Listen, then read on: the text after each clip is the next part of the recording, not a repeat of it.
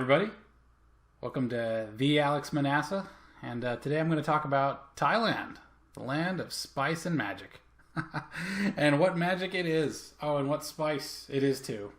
So, first off, why was I in Thailand? Well, I was working for a power tool company, and we were doing some manufacturing in Thailand. And my job was to go over there and develop the firmware to run the testing machines, right? So when you have a circuit board, right, it's a piece of board, it gets populated with pieces, goes into the machine, gets tested, thing comes down with a bed of needles. All the little needles touch all the different electrical connections. It does its scan. That's great. Next machine, it just keeps doing it in different kinds of scans, right? So the thing I was programming was a scan for the functionality. So for every resistor that gets put on the board, for every capacitor that gets put on, every piece of functionality needs to get tested. So I pretty much put a small scale of what the production software was into the test fixture, right?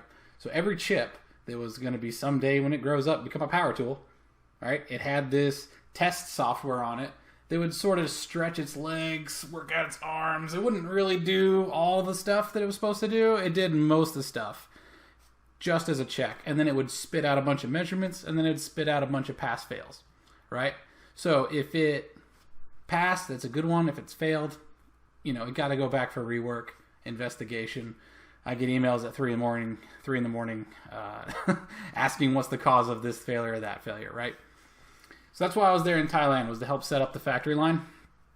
I was with my other engineers, so I was the firmware engineer, so I was the huge nerd.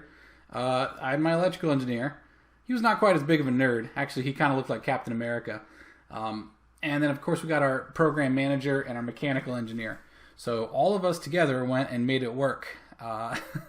Working like maybe 12-hour days. Think of like 12 angry men, but instead of arguing over whether someone is a murderer or not, we're kind of arguing over whether this fixture's gonna work or not. I'll start with the flight there, actually. So I'm with all these guys. We know we're in for it. It's not our first rodeo.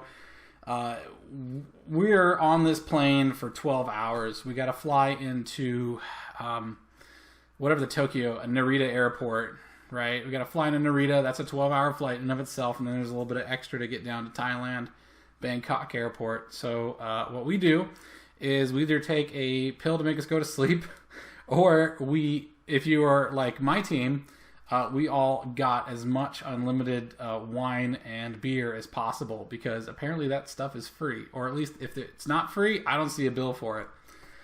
We got to the point where it was so bad that I was just going around walking and talking to different passengers on there. I was like, hey, who are you? What do you do? It was like, oh, I run a nonprofit. I was like, oh, okay, that's great. Let's talk about it. Until eventually we got so surly that we just went over to the galley and started harassing the the flight attendants for more, because apparently I don't remember, but they weren't coming out with the frequency at which we would prefer, right? So once you land in Thailand, it's either very early in the morning or very late at night, and at that point, there's not much difference. You don't even know what time it is in terms of your biological clock anymore, right? Your circadian rhythm's jacked up. You've been on a flight for like 14 hours. You've been pumping whatever depressants or stimulants into your body as you see fit, coffee, beer, pills, whatever, to get through it, because we have to fly economy, and you don't want to fly economy on an international flight. So when I got to Thailand, the thing that surprised me the most was how, with the exception of the security agents, how happy everybody was. I was like, what the hell so happy? What's there to be happy about, right? It's hot as hell. The place smells like clove cigarettes and factory smoke, and the traffic is insane. And yet you guys are super duper happy. That's going to get touched on in a later video. I found out the reason why they're so happy, and it's kind of heartwarming. It's kind of sweet, but not for this video. Today we're going to just talk about the general stuff, what's going on, right?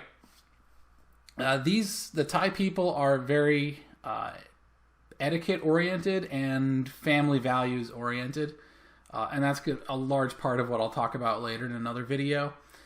They really believe in the proper protocol, right? So if I want to say, thank you very much or something like that, if it's a young person, I'll go kap. If it's an older person, I'll go kap, that sort of thing. I make lots of friends when I'm in other countries because the first thing I try to figure out is how do you be polite in that country?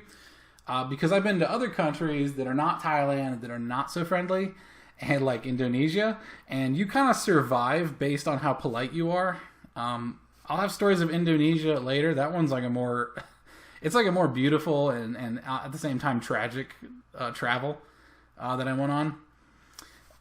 Getting along with all these different people is really important because you're going to meet people of just a system of ethics and morality. I'll take one thing, right? Americans are impolite. That is a widely held belief. One of the reasons why they might be perceived as impolite here in Thailand is because you're not supposed to call people out for doing things. Like in the United States, we'd say, "You screwed up," fix it. In Thailand, that's a big no-no. That's a big no-no. They're gonna. I've literally seen grown people cry.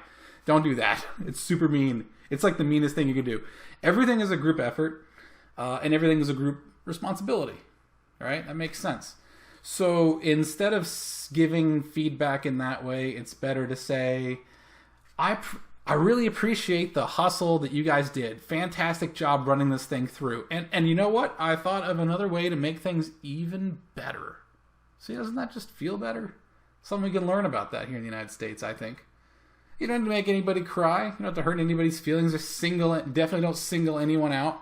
That is, by the way, a management technique is to not single people out. Doing individual performance reviews is actually pretty detrimental to the performance of a group.